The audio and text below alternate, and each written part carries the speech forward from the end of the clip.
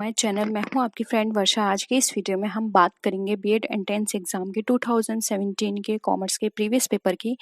तो स्टार्ट करते हैं वीडियो को। वीडियो आपको पसंद आए तो वीडियो को लाइक कीजिए, फ्रेंड्स या शेयर कीजिए, और किसी भी तरह की कोई भी क्वेरी हो तो जरूर बताइएगा।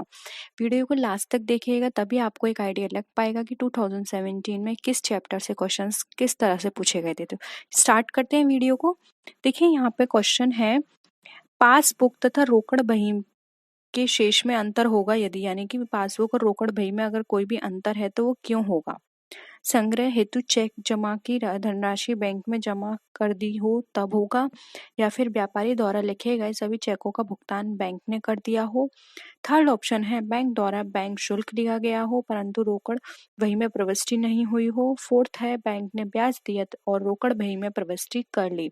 बताइए क्या होगा जिसके अकॉर्डिंग पासबुक और रोकड़ बही दोनों का शेष में अंतर होगा।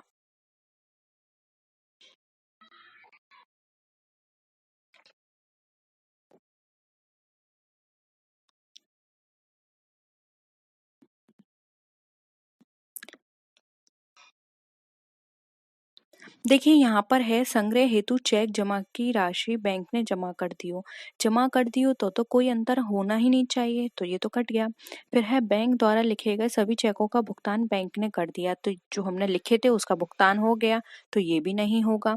फिर है, बैंक ने ब्याज दिया और रोकड़ बही में प्रविष्टि कर ली, तो ये भी ट्रीटमेंट इसका सही हो गया, तो ये भी नहीं होगा। अंतर कहाँ आएगा? ऑप्शन सी में, बैंक द्वारा बैंक शुल्क लिया गया परंतु रोकड़ बही में प्रविष्टि नहीं हुई। बहुत सिंपल था। जब हमने कोई भी ट्रांजैक्शन किया और जिसका उसका जो ट्रीटमेंट होना था, रिकॉर्डिंग होना था, वही रिकॉर्डिंग नहीं हुई तो अंतर तो आना ही है। इसलिए यहाँ पे ऑप्शन सी हमारा राइट आंसर हो जाएगा। होप सबको ये क्वेश्चन क्लियर है। नेक्स्ट मूव करते हैं। अवास्तविक संपत्तियों में सम्मिलित किया जाता है प्रारंभिक व्यय, अभिगोपन कमीशन, विकास व्यय, या फिर ये सभी। बताइए क्या होगा आंसर।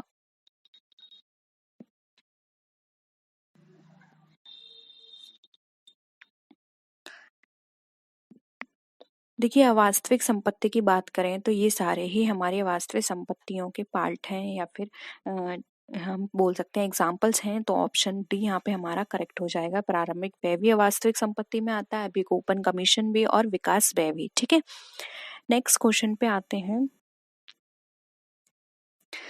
व्यापार खाता बनाने का उद्देश्य सकल लाभ अथवा हानि ज्ञात करना, विक्रय पर प्रत्यक्ष व्यय की दर ज्ञात करना, माल की लागत ज्ञात करना, या फिर उपरोक्त सभी। बताइए व्यापार खाता बनाने का क्या उद्देश्य होता है।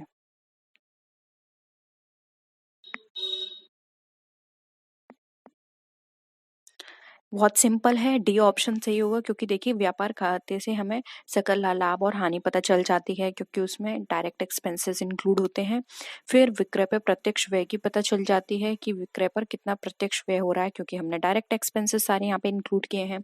फिर है माल की लागत ज्ञात करना, माल की लागत भी हमें पता चल जाती है कि टोटल हमारा कितने माल की लागत इसमें लगी। ठीक है, तो ये सारे ऑप्शन क्लियर हैं, इसलिए ऑप्शन डी यहाँ पे हमारा करेक्ट है। बहुत ही सिंपल था अब तक क्वेश्चन पेपर में। नेक्स्ट है, निम्नलिखित में से कौन स्थायी संपत्ति नहीं है। बहुत सिंपल है, भूमि एवं भवन, यंत्र एवं उपकरण, फर्नीचर, व्यापारिक रहतिया। बताइए।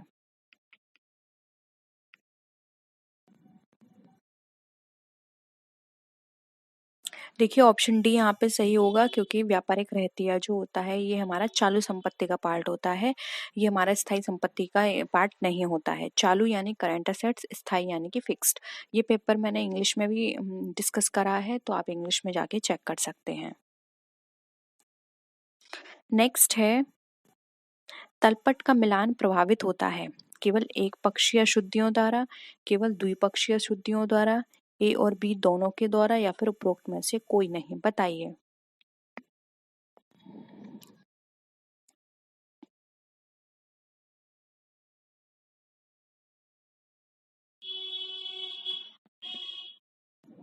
देखिए तलपट का मिलान कहाँ प्रभावित होगा, जब द्विपक्षीय अशुद्धियों, केवल द्विपक्षीय अशुद्धियों द्वारा यहाँ पर हमारा मिलान जो है प्रभावित होगा, क्योंकि एक पक्षीय अशुद्धियां तो इसमें होती ही नहीं है। ठीक है, तो यहाँ पर कौन सा हो जाएगा, ऑप्शन बी हमारा राइट आंसर हो जाएगा। क्योंकि देखिए जो तलपट है इसमें हम द्विपक्षीय अशुद्धियाँ हम जब कहीं भी ट्रीटमेंट नहीं होता है तब हमें पता चलेंगी, इसलिए यहाँ पे ऑप्शन बी हमारा राइट होगा। नेक्स्ट है अंतिम खातों में अदत्त व्यय के समायोजन का लेखा किया जाता है, 1 स्थान पर, 2 स्थान पर, 3 स्थान पर या फिर 4 स्थान पर।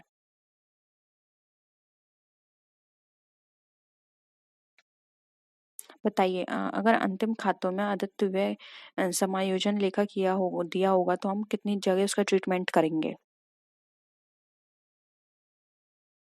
बहुत सिंपल है, ऑप्शन बी यहाँ पे करेक्ट होगा, 2 स्थान पर। अब 2 स्थान पर कैसे? देखिए अंतिम खाते में अदत्त व्यय से संबंधित कोई भी समायोजन दी होती है तो अगर वो डायरेक्ट से रिलेटेड है तो हम व्यापार खाते में, और अगर इनडायरेक्ट एक्सपेंस से रिलेटेड है तो वो लाभ हानि खाते में हम दिखाते हैं, एक्सपेंस हो या इनकम हो, ठीक है। फिर दूसरा उसका ट्रीटमेंट कहाँ होगा? फाइनल अकाउंट, यानी कि जो हम बैलेंस शीट बनाएंगे उसके अंदर। तो 2 जगह ट्रीटमेंट हो गया, इसलिए ऑप्शन बी यहाँ पे हमारा करेक्ट है।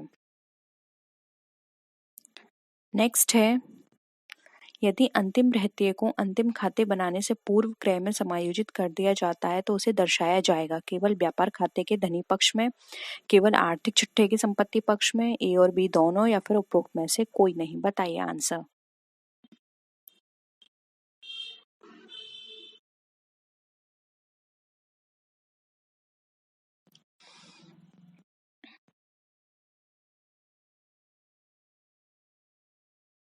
देखिए यहाँ पर दिया है, अगर अंतिम रहतिये को अंतिम खाते बनाते समय क्रय में पहले से ही उसको इंक्लूड कर लिया है तो उसको ट्रीटमेंट फिर व्यापार खाते में नहीं होगा, उसका ट्रीटमेंट सिर्फ आर्थिक चिट्ठे के संपत्ति पक्ष में होगा।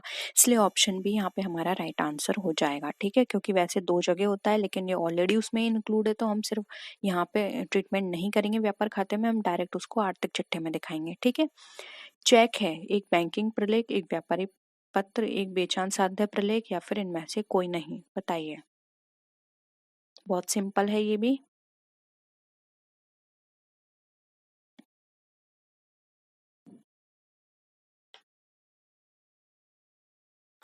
देखिए ऑप्शन सी राइट होगा, एक बेचान साध्य प्रलेख इसलिए क्योंकि चेक को हम ट्रांसफर कर सकते हैं, उस पर किसी का भी नाम लिखें और वो फर्दर ट्रांसफर हो जाएगा, ठीक है। इसलिए ऑप्शन सी यहाँ पे करेक्ट है।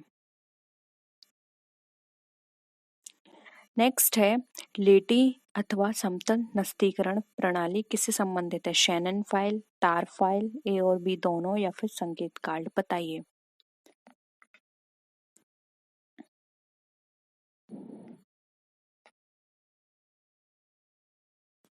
देखिए यहाँ पे लेटी और समतल नस्तीकरण प्रणाली पूछी है तो शैनन और तार ये दोनों ही हैं, तो ऑप्शन सी होगा।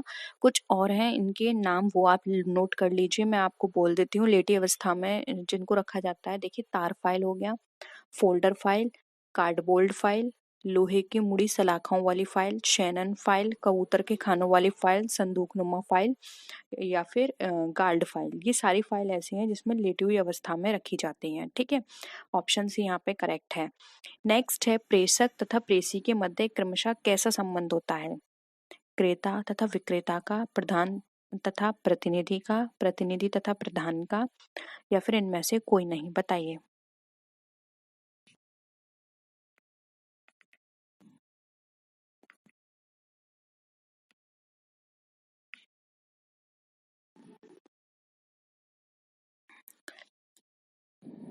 ये आपने पढ़ा होगा, बहुत सिंपल है। जो प्रेषक होता है वो प्रधान कहलाता है और जो प्रेषी होता है वो प्रधान प्रतिनिधि कहलाता है, इसलिए इनके बीच संबंध होता है प्रधान तथा प्रतिनिधि का। ऑप्शन बी यहाँ पे करेक्ट है, क्रेता विक्रेता का नहीं होगा, प्रतिनिधि तथा प्रधान तो ये रिवर्स हो गया, ठीक है। तो ये भी नहीं होगा, इसलिए यहाँ पे ऑप्शन बी करेक्ट है। नेक्स्ट है, पूंजीगत व्यय का लेखा किया जाता है व्यापारिक व लाभानी खाते में, निर्माण खाते में, चिट्ठे में, या फिर उपरोक्त में से कोई नहीं। बताइए क्या होगा इसका आंसर। पूंजीगत व्यय का लेखा कहाँ होगा?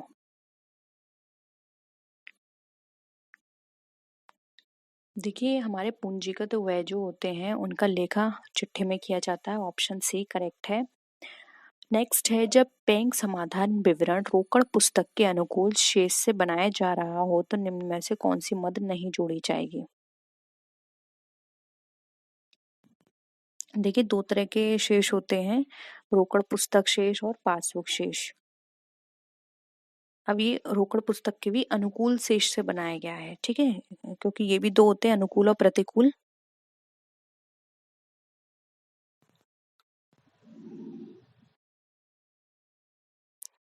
देखिए, इसमें ये वाली मत भी जोड़ी जाएगी, चेक जारी किया परंतु भुगतान के लिए प्रस्तुत नहीं हुआ। एक ग्राहक द्वारा सीधे बैंक में जमा कर दिया गया चेक, रोकड़ पुस्तक के बैंक खाते में क्रेडिट पक्ष में अधिमूल्यांकन हो, ये सब होगा। लेकिन कौन सी मत नहीं जोड़ी जाएगी?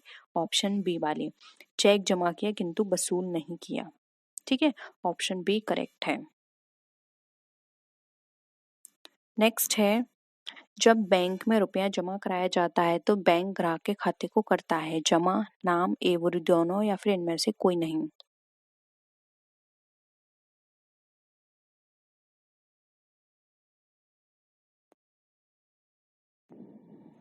देखिए, जब बैंक में पैसा जमा कराया जाता है तो ग्राहक के नाम जमा किया जाता है, तो ऑप्शन ए करेक्ट होगा। नेक्स्ट है, पत्रों एवं प्रलेखों को शीघ्रता से खोजने वाले उपकरण को क्या कहते हैं? नस्तीकरण, अनुक्रमणिका, प्रतिलिपिकरण या फिर इलेक्ट्रोस्टेट मशीन, बताइए।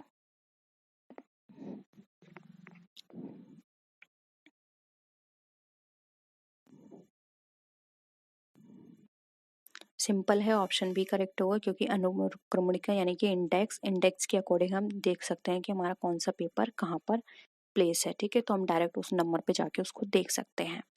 नेक्स्ट है, फोल्डर फाइल कितने प्रकार की होती है? 1, 2, 3 या 4, बताइए।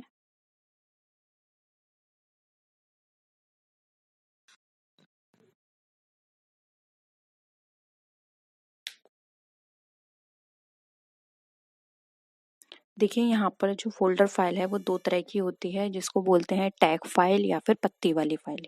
एक हो गया टैग, दूसरी होती है पत्ती वाली फ़ाइल। और फ़ोल्डर फ़ाइल का नाम भी देख लीजिए, तो इसको पत्रकोश या जिल्द फ़ाइल भी बोला जाता है। ये मोटे गत्ते से बनी हुई होती है, एक पुस्तक की तरह मुड़ी हुई होती है, उसको फ़ोल्डर बोलते हैं। ठीक है, तो ये ऑप्शन 2 राइट आंसर होगा यहाँ पर। नेक्स्ट है, बैंक द्वारा जारी प्लास्टिक मनी में निम्न में से कौन सा सम्मिलित नहीं होता है? Debit card, credit card, ATM card या फिर bank chequebook. Plastic money direct बोल रखी है तो आप इजीली बता सकते हैं, ज़्यादा इसमें समझाने वाली बात नहीं है। ऑप्शन डी होगा चेकनुमा, क्योंकि ये भी प्लास्टिक का, ये भी प्लास्टिक का एंड ये भी, लेकिन चेक, बैंक चेक जो है प्लास्टिक का नहीं होता, वो पेपर होता है। तो यहाँ पे ऑप्शन डी करेक्ट है।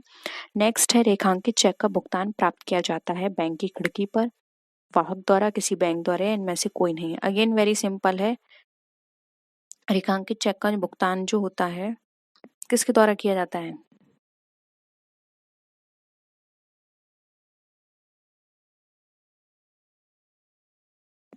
किसी भी बैंक द्वारा। ठीक है, लेकिन अगर वहां पे मेंशन है किसी पर्टिकुलर बैंक का नाम तो सिर्फ उस बैंक द्वारा होगा। नेक्स्ट है, खुली अनुक्रमणिका में एक साथ कितने कार्डों को देखा जा सकता है? अनेक, 5, 10 या इनमें से कोई नहीं। अनेक। ठीक है, नेक्स्ट है, आयकर अधिवक्ता के लिए नस्तीकरण की कौन सी पद्धति उपयुक्त है? फोल्डर फाइल, लोहे की मुड़ी सलाखों वाली फाइल, ए और बी दोनों या फिर उपरोक्त में से कोई नहीं।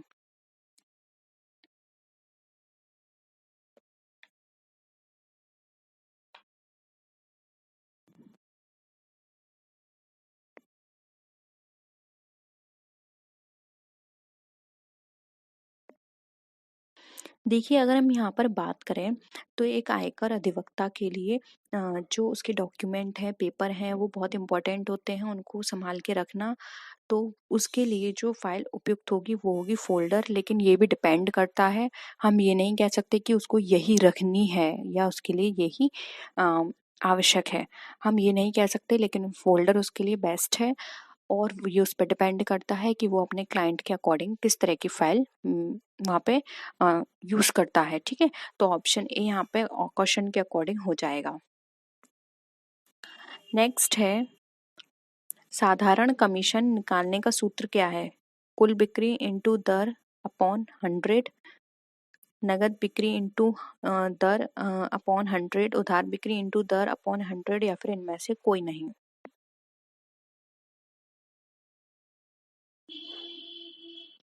बताइए।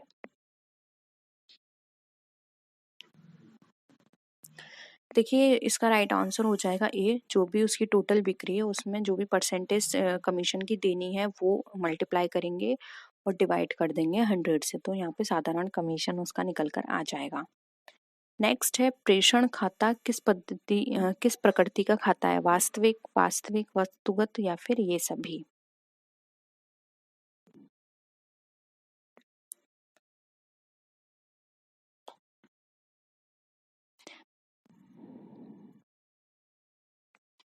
देखिए यह एक अवास्तविक खाता होता है, क्योंकि प्रेषण खाता हम क्यों बनाते हैं, लाभ हानि ज्ञात करने के लिए, और लाभ हानि ज्ञात करने के लिए जो खाता बनाया जाता है वो अवास्तविक खाता होता है, इसलिए ऑप्शन ए करेक्ट है। नेक्स्ट है थोक व्यापारी का कार्य नहीं है उत्पादकों से माल क्रय करना, फुटकर व्यापारियों को उधार में माल देना, मांग एवं पूर्ति में संतुलन बनाना या फिर उपभोक्ताओं को ऋण देना, बताइए।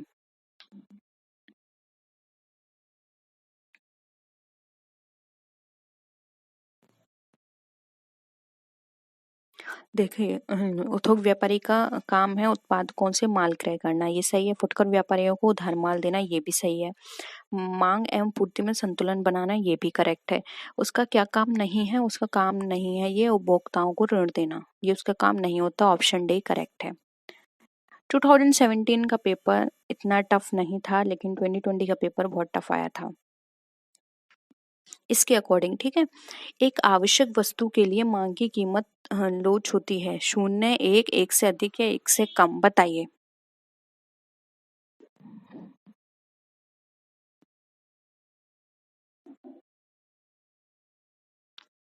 देखिए यहाँ पे आवश्यक वस्तु की बात की गई है, तो आप इसी से अंदाजा लगा लीजिए। आवश्यक वस्तु से मतलब अगर उसका प्राइस बढ़ेगा तब भी आप उसे परचेस करेंगे, प्राइस कम होगा तब भी आप उसे परचेस करेंगे, यानी कि आप पे कोई भी उसका इफेक्ट नहीं पड़ रहा है, यानी कि आपके लिए वो क्या है, शून्य है उसकी इलास्टिसिटी। तो ऑप्शन ए यहाँ पे करेक्ट होगा, आवश्यक, क्योंकि वो आवश्यक है, आपको किसी भी कीमत पर वो खरीदनी है, फिर चाहे प्राइस बढ़ा हुआ हो चाहे कम हो, ठीक है। नेक्स्ट है बैंकों के सामान्य कार्य के अंतर्गत कौन कौन से कार्य नहीं आते हैं, साख पत्रों का निर्गमन, बजट तैयार करना, विदेशी मुद्रा की व्यवस्था करना, बचत खातों पर ब्याज का भुगतान करना, बताइए।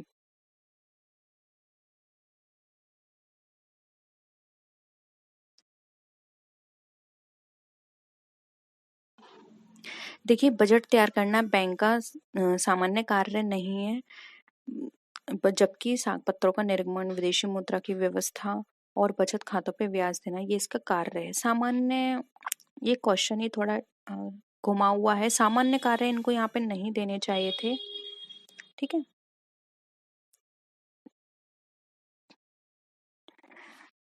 लेकिन बजट तैयार करना इनका काम नहीं होता है, ठीक है, ये बिल्कुल सही है। नेक्स्ट है किस वर्ष तक रिजर्व बैंक ऑफ इंडिया ने पाकिस्तान के केंद्रीय बैंक के रूप में भी कार्य किया है। ये किसी को नहीं पता होगा इसका आंसर, किसी को पता है इसका आंसर। देखिए यहाँ पे ऑप्शन ए करेक्ट होगा, 1948 तक जो हमारा रिजर्व बैंक था उसने पाकिस्तान के केंद्रीय बैंक के रूप में भी कार्य किया, ठीक है। नेक्स्ट है बैंक द्वारा ऋण प्रदान करने के साधन है नगद साख, बैंक अधिविकर्ष, साधारण ऋण या फिर ये सभी। डी राइट होगा, क्योंकि ये सभी कार्य सभी फैसिलिटीज ऐसी हैं जिनसे ऋण प्रदान किया जाता है कस्टमर को, ठीक है। नेक्स्ट है सहकारी समिति का निर्माण डैश वयस्क व्यक्तियों द्वारा किया जा सकता है, यानी कि 2, 5, 10 या 20, किसके द्वारा सहकारी समिति का निर्माण किया जा सकता है।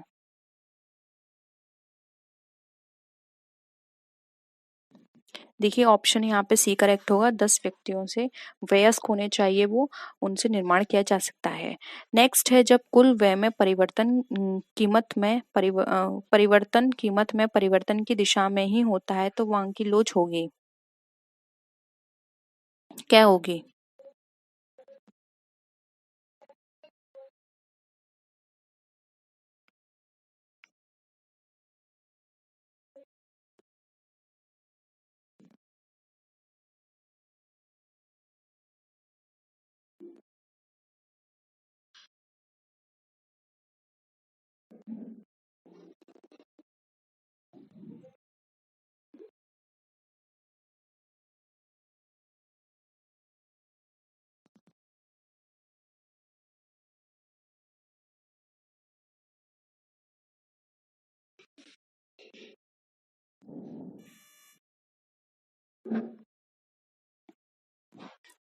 देखिए यहाँ पर इसका जो आंसर होगा वो होगा यहाँ पे ऑप्शन नंबर बी, इकाई से कम। देखिए, कीमत मांग लोच को ज्ञात करने के जो कुल व्यय विधि के अनुसार अगर हम बात करें तो कुल व्यय एवं कीमत में एक ही दिशा में परिवर्तन हो, तो इसका मतलब यहाँ पर यह है कि कीमत कम होने पर कुल व्यय में भी कम हो जाएगी, कुल व्यय भी कम हो जाएंगे, और कीमत बढ़ेगी तो कुल व्यय भी बढ़ जाएंगे। तो उस स्थिति में मांग की लोच इकाई से कम होगी, यानी कि अगर कीमत बढ़ रही है तो खर्चे भी बढ़ेंगे, और अगर कीमत कम हो रही है तो खर्चे भी कम हो जाएंगे। एक ही दिशा में चल रही है, तो यहाँ पर जो मांग की लोच होगी वो एक इकाई से कम होगी। ठीक है, नेक्स्ट क्वेश्चन है, भारतीय आयात निर्यात बैंक का प्रमुख उद्देश्य क्या है? जनता के धन को खातों में जमा करना, विदेशी व्यापार का वित्त पोषण, जनता को ऋण देना या फिर सरकार को ऋण देना? बताइए।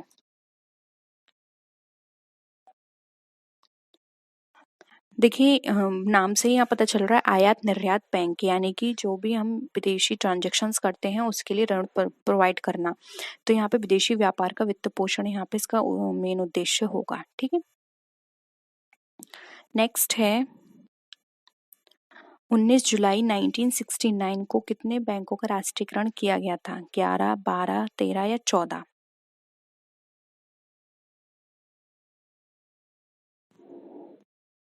राइट आंसर हो जाएगा डी, 14 बैंकों का। और 1980 में जो हुआ था वो 6 बैंकों का हुआ था। ठीक है, यदि किसी वस्तु की मांग रेखा क्षैतिज अक्ष के समांतर हो तो उस वस्तु की कीमत लोच होगी। अत्यधिक लोचदार, पूर्णतः लोचदार, अत्यधिक बेलोचदार, पूर्णतः बेलोचदार? बताइए। देखिए, किसी वस्तु की मांग क्षैतिज अक्ष के समांतर है तो वहां पर जो उसकी कीमत होगी, आंसर करिए। ऑप्शन बी करेक्ट होगा, पूर्णतः लोचदार। ठीक है, नेक्स्ट है, उपयोगिता मापन विश्लेषण का गणनावाचक दृष्टिकोण किसने प्रतिपादित किया था? मार्शल, हिक्स, एडम स्मिथ या फिर रिकार्डो? ऑप्शन ए यहाँ पे करेक्ट हो जाएगा। ये जो दृष्टिकोण है गणनावाचक का, ये दिया था मार्शल ने। नेक्स्ट है, भारतीय स्टेट बैंक में संचालक मंडल के कितने सदस्य होते हैं? 20, 30, 40 या 22? ऑप्शन ए करेक्ट है, जो संचालक मंडल होते हैं उसमें 20 सदस्य होते हैं। ठीक है,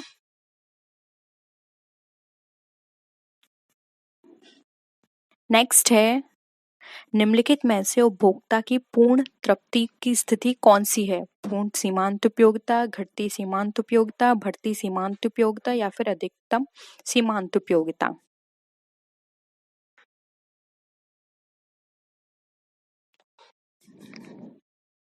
देखिए, पूर्ण तृप्ति की बात की जा रही है तो पूर्ण तृप्ति वहां होगी जहां पे सीमांत यानी कि मार्जिनल यूटिलिटी है वो 0 होगी। और अगर पूर्ण तृप्ति के बाद भी हम एडिशनल यूनिट कंज्यूम करेंगे, लेंगे उसे, तो वहां पर क्या हो जाएगी, वो फिर और घट जाएगी, यानी कि वो नेगेटिव में चली जाएगी। इसलिए पूर्ण तृप्ति होगी 0, तो वहीं पर हमें अपना कंजम्पशन स्टॉप करना है। ठीक है, यानी कि रोक देना है। नेक्स्ट है, सहकारी साख व्यवस्था में शीर्ष बैंक के नाम से जाना जाता है? भारतीय रिजर्व बैंक, भारतीय स्टेट बैंक, राज्य सहकारी बैंक या फिर केंद्रीय सहकारी बैंक? बताइए। यहाँ पे साफ लिखा है सहकारी साख व्यवस्था, तो आंसर ढंग से दीजिएगा। देखिए, सहकारी साख व्यवस्था की बात करिए तो शीर्ष बैंक है राज्य सहकारी बैंक। सिर्फ यहाँ पे बैंकों का शीर्ष बैंक पूछा होता तब हम केंद्रीय बैंक या फिर भारतीय रिजर्व बैंक बोल सकते थे। ठीक है, नेक्स्ट है, व्यापारिक बैंक अपनी जमा राशि की कितने प्रतिशत राशि को विनियोग में व्यय करते हैं? लगभग 20%, 30%, 40% या फिर इनमें से कोई नहीं?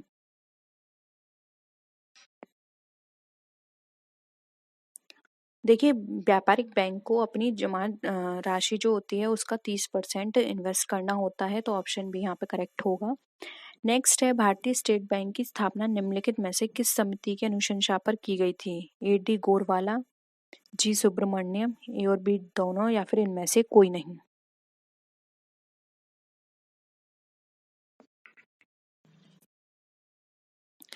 देखिए, स्टेट बैंक की स्थापना की बात करें तो ये गोरवाला समिति के कहने पर हुई थी, तो यहाँ पर ए डी गोरवाला यहाँ पे राइट आंसर हो जाएगा।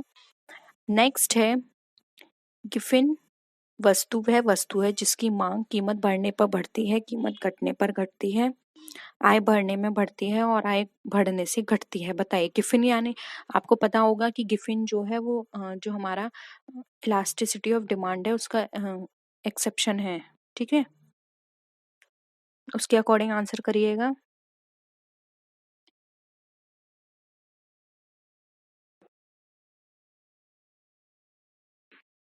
देखिए गिफिन वस्तु वह वस्तु होती है जिसकी जो कीमत घटने से क्या होगी, यहाँ पर वो घटने लग जाती है, निकृष्ट वस्तु भी कहलाती है। ये तो ऑप्शन भी यहाँ पे करेक्ट होगा। नेक्स्ट है बैंक अधिविकर्ष की सुविधा मिलती है बचत खाते में, सावधि खाते में, चालू खाते में या इनमें से कोई नहीं। बहुत ही सिंपल है ये क्वेश्चन। ऑप्शन सी करेक्ट होगा, चालू खाते पर। नेक्स्ट है श्रम के अंतर्गत सम्मिलित हैं मानवीय क्रियाएं, वैधानिक क्रियाएं, मानसिक व शारीरिक दोनों क्रियाएं, उपरोक्त सभी। देखिए श्रम में ये जरूरी नहीं है कि कोई पर्सन फिजिकली काम कर रहा है वो ही होगा, कोई मेंटली यानी कि कोई पर्सन जैसे कि डॉक्टर है, ठीक है, और वकील है, अपने दिमाग से काम करता है, तो मानसिक और शारीरिक दोनों क्रियाएं श्रम में आती हैं, इसलिए ऑप्शन सी करेक्ट है। नेक्स्ट है पूंजी की विशेषता है सक्रिय साधन, मनुष्यकृत साधन, अनिवार्य साधन या फिर अगतिशील साधन। बी यहाँ पे करेक्ट होगा, मनुष्यकृत साधन। नेक्स्ट है उत्पादन के साधनों के संयोग में एक साधन का अनुपात ज्यों-ज्यों बढ़ाया जाता है त्यों-त्यों एक वस्तु के बाद उस साधन की सीमांत उत्पादन बढ़ेगा, घटेगा, स्थिर रहेगा, अधिकतम हो जाएगा। बताइए।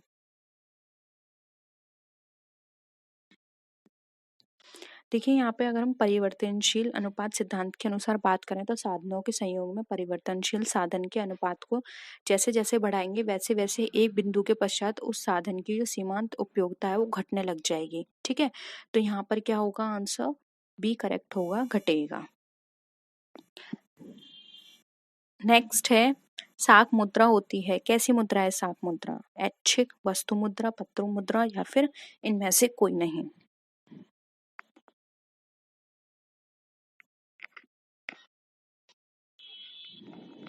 देखिए साख मुद्रा एक ऐच्छिक मुद्रा है। ठीक है, नेक्स्ट है समयावधि के आधार पर उत्पादन फलन कितने प्रकार के हो सकते हैं, 2, 3, 4 या 5।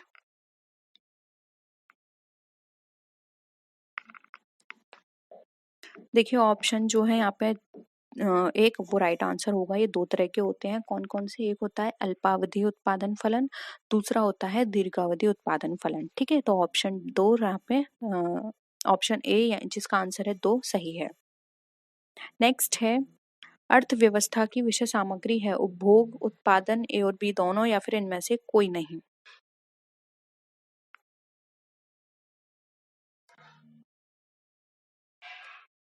अर्थव्यवस्था के में आते हैं कंजम्पशन भी आता है और प्रोडक्शन भी आता है, ये सबको पता है, तो ऑप्शन सी करेक्ट है। नेक्स्ट है आभास लगान की अवधारणा किसकी है, एडम स्मिथ की, कीन्स की, मार्शल की या फिर कार्डो की। ऑप्शन सी सही है, मार्शल की। ठीक है, नेक्स्ट है भारत में चार्टर्ड अकाउंटेंट इंस्टीट्यूट द्वारा अब तक कितने लेखांकन मानक निर्मित किए जा चुके हैं, 30, 31, 32, 29। देखिए सी करेक्ट होगा, 32। ठीक है, 32 मानक आ चुके हैं और वो मानक कौन कौन से हैं वो भी मैंने क्वेश्चंस कराए हुए हैं, उनके एमसीक्यू कराए हैं, उनके पे थ्योरी कराई है, दोनों चीज कराई है, प्लीज चेक करिए, मानक आपके एग्जाम में बहुत पूछे जाते हैं। नेक्स्ट है प्रथम कंपनी अंकेक्षक की नियुक्ति किसके द्वारा की जाती है, ये क्वेश्चन भी बहुत बार करा चुकी थी मैं अपने प्रैक्टिस सेट में। शेयर धारकों द्वारा, प्रबंध मंडल द्वारा, सरकार द्वारा या फिर इनमें से कोई नहीं। देखिए प्रथम की बात की गई है तो प्रथम में शेयर होल्डर तो तब होंगे नहीं, शेयर होल्डर तो बाद में आएंगे, तो प्रथम कंपनी अंकेक्षक जो होता है इसकी नियुक्ति की जाती है प्रबंध मंडल द्वारा और उसके बाद जो अंकेक्षक नियुक्त होता है वो शेयर होल्डर द्वारा किया जाता है। ठीक है, तो ऑप्शन यहाँ पे बी करेक्ट है। नेक्स्ट है कंपनी अंकेक्षक को किस संस्था का सदस्य होना चाहिए? Cost and management institute, institute of company secretaries, institute of chartered accountant या फिर उपरोक्त में से कोई नहीं। देखिए, कंपनी अंकेक्षक की बात करें तो यहाँ पर इसका आंसर होगा institute of chartered accountants, option C correct है। नेक्स्ट है पूंजी खाता है नाम मात्र खाता, व्यक्ति खाता, वास्तविक खाता या फिर इनमें से कोई नहीं। देखिए, पूंजी खाता एक पर्सन को रिप्रेजेंट कर रहा है, इसलिए आपने पढ़ा होगा कोई भी खाता जिसमें जो पर्सन के नाम से हो या फिर पर्सन को रिप्रेजेंट करे वो पर्सनल अकाउंट होता है, यानी व्यक्तिगत खाता है, इसलिए ऑप्शन बी यहाँ पे हमारा करेक्ट है।